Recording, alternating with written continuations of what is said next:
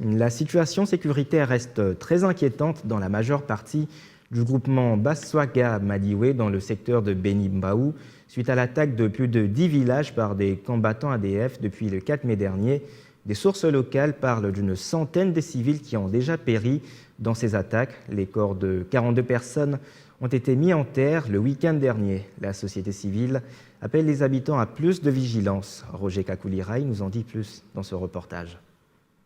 Les bilans de ces dernières attaques varient selon les différentes sources. Un chef de base que nous avons joint parle d'une centaine de civils déjà péris dans ces attaques. 42 corps de victimes ont été mis à terre ce week-end à Kantine, dit-il. Alugumambele Mazama, chef de la localité Bapakombe Pendekali, indique que d'autres corps, dont le nombre n'est pas encore connu, jusent encore sur le lieu des drames suite à leur inaccessibilité.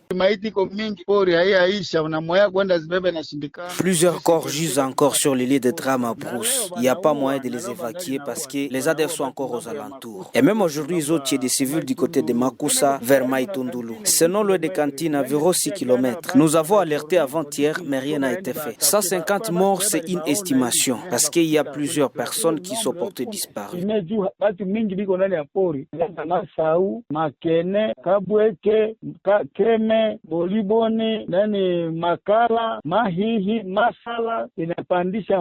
Nous ne savons pas le nombre exact, nous estimons seulement.